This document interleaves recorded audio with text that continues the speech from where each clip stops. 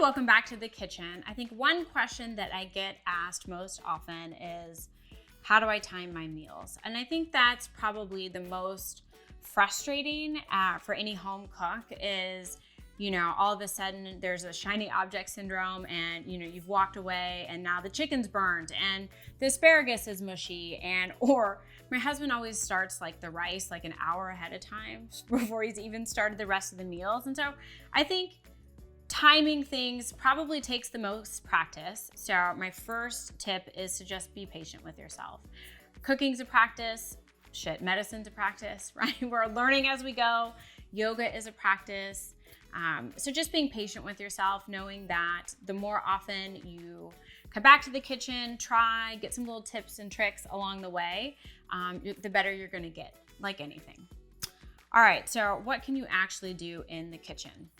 A couple things, I think, in getting yourself a good timer. So I always find myself, hey Siri.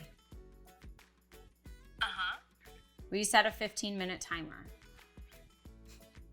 Okay, 15 minutes and counting. Thank you. All right, technology. So now we have Siri. She's got 15 minutes. There's also this handy dandy app called Time, T-H-Y-M-E. For any big meal, whether you're hosting a dinner party or Thanksgiving, you can actually set individual timers for dishes, which Siri cannot help me do.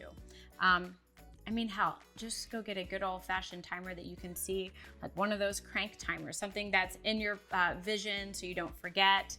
But keeping track of timing of things, especially stuff that's in the oven, or things, especially if you need to like roast veggies and you have to pull them out halfway through, I will never remember if I don't set a timer, because sure enough, the kids need something, the dog needs to go outside, you walk away for a second, you're like, oh my God, I totally forgot. As a matter of fact, I was boiling hard-boiled eggs the other day, and I went out to walk the dog and completely forgot to turn them off.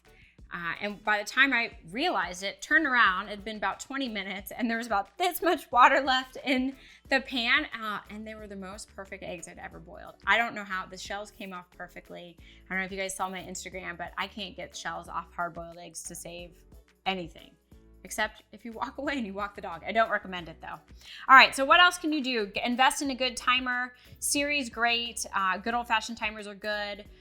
Mise en place, which means everything in its place. So if you're making multiple dishes, side dishes, making sure that you run through and read the recipe fully. Do as much prepping and chopping ahead of time.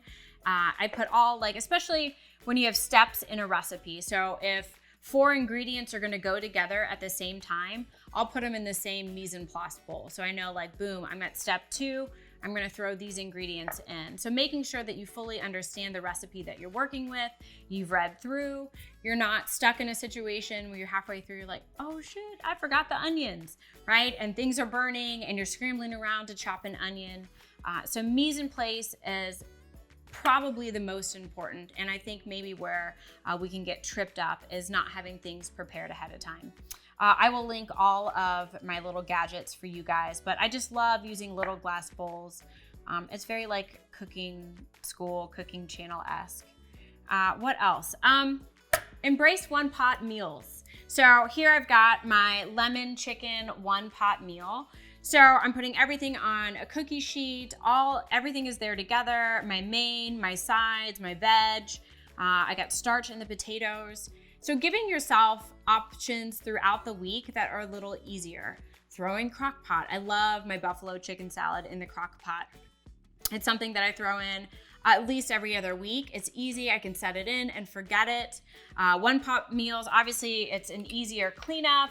You're not having to have, pans and pots all throughout the house, everywhere, doing tons of dishes. And who wants to do dishes every day, all day long? What else can you do? Just prepping and planning. So again, that goes kind of back to mise en place, making sure that you're reading the recipes, you have everything, and you're good to go. You understand the timers. Another one, as a mom, I love getting my kids in the kitchen to help. And depending on the ages of your kids, it just depends on how much involvement and how much you feel comfortable, giving them free reign to help. Isla, I would always have slicing tomatoes or veggies for salad because I didn't need them to be a certain shape or size. I mean, it's a salad, so who cares? So you'd have some cucumbers that were this big and some cucumbers that were really tiny, but she felt accomplished. We would point that out at the meal, at the dinner table, and be like, oh, wow, you did a really nice job cutting those cucumbers. And if you're not comfortable giving turning over your knives to your kids, investing in a cut glove is actually a really cool thing. This one's been nice and used, but you're gonna put this in the hand for kids that is not doing the chopping. So, these are the fingers that tend to be a little bit at risk when you're using a knife. So you would put the cut glove, for me, it's my left hand because I cut with my right. And they're like, oh, it can't cut through, so you're not gonna lose any digits. It's super important for having kids handling knives in the kitchen. There's a couple different options for kid-sized knives. These are a little more dull, which is nice. This is a lettuce knife. I've given that to Isla. So they have a hard time cutting their hands anyway. So having kid-appropriate utensils, getting the family involved is gonna make cooking a more fun process, I think, for the whole family. It's nice. It gives you a break. It's good quality time to have conversation.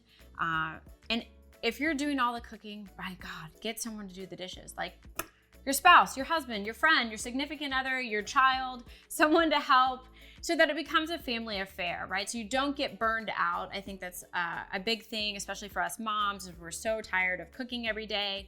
So planning those one-pot meals within the week, planning a time to order out, supporting local businesses, being patient with yourself, and getting the whole family involved are all tips and tricks that are gonna help timing your meals and having more fun in the kitchen.